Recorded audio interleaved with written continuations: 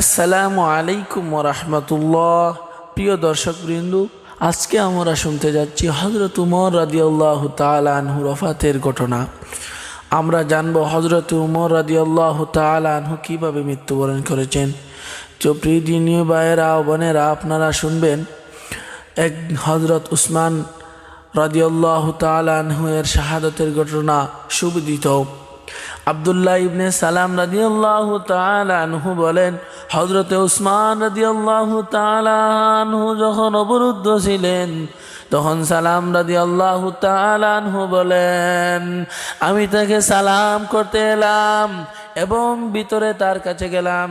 তিনি আমাকে দেখেই বললেন, ভাই তুমি এসেছো, ভালোই হয়েছে।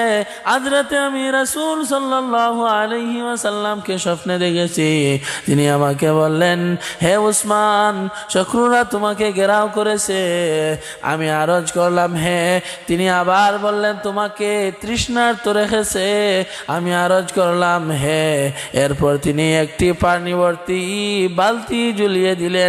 আমি পেট ভরে পানি পান করলাম। এর শীতলতা আমি বুকে ও কাঁধে এখনো অনুভব করছি। তিনি আরো বললেন, যদি চাও সাহায্য লাভ করে তাদের উপর বিজয়ী হতে পারো, বা আমার কাছে এসে ইফতার করো। আমি তার কাছে গিয়ে ইফতার করাকে পছন্দ করেছি। সে মতে সেদিনকে হযরত উসমান রাদিয়াল্লাহু তাআলা আনহু শাহাদাত বরণ করেন এবং তিনি রোজা অবস্থায় ছিলেন। যারা হযরত উসমান গনি রাদিয়াল্লাহু তাআলা আনহুকে আহত হওয়ার পর রক্তের উপর গোড়াগড়ি দিতে দেখেছিলেন, আব্দুল্লাহ ইবনে সালাম রাদিয়াল্লাহু তাআলা আনহু তাদেরকে জিজ্ঞাসা করলেন, রক্তের উপর গোড়াগড়ি দেওয়ার সময় হযরত উসমান গনি রাদিয়াল্লাহু তাআলা আনহু কি বলেছিলেন?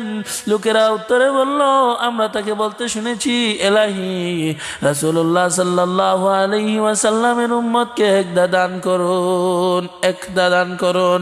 এই বাক্যটি তিনি তিনবার উচ্চারণ করলেন। আব্দুল্লাহ ইবনে সালাম রাদিয়াল্লাহু তাআলা আনহু বলেন, আল্লাহর কসম, তিনি যদি আল্লাহ তাআলার কাছে এ দোয়া করতেন যে তাদের মধ্যে যেন একতা না হয়, তাহলে কোনো সময় তাদের মধ্যে একতা হতো না। হযরত সামামা ইবনে হাজন কায়েশরী বলেন, যখন হযরত উসমান গড়ের ছাদ থেকে নিচে জনতার দিকে দেখেছিলেন, তখন আমিও সেখানে উপস্থিত ছিলাম। তিনি জনতাকে লক্ষ্য করে বলেন, যে দু ব্যক্তি আপনাকে এখানে সমবেত করেছে, তাদেরকে আমার কাছে নিয়ে আসুন। তাদেরকে ডাকা হলো। তারা এমনভাবে এলো যেমন দুটি গাধা অথবা দুটি উট আসে।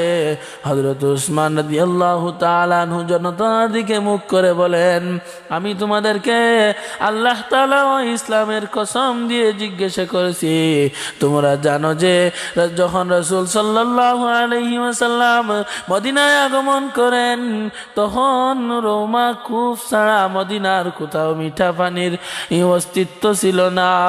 রাসূল সাল্লাল্লাহু তাআলা আলাইহি ওয়াসাল্লাম বলেন, এমন কেউ আছো কি যে এক কূপ ক্রয় করে মুসলমানদের জন্য পানির ব্যবস্থা করে দেবে? এর বিনিময়ে সে জান্নাতের উত্তম প্রতিদান পাবে।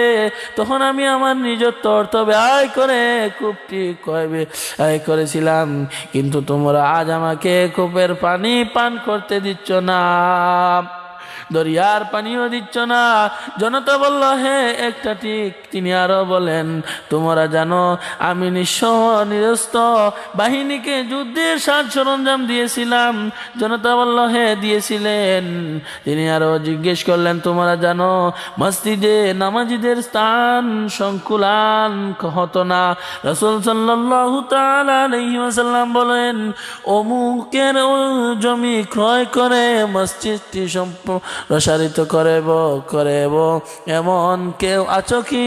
তখন আমি আমার নিজের টাকা দিয়ে সেই জমি ক্রয় করেছি, কিন্তু আজ তোমরা আমাকে সেই মসজিদে 2 রাকাত নামাজ পড়তে দিচ্ছ না। জনতা বলল, এ ঘটনার সত্য।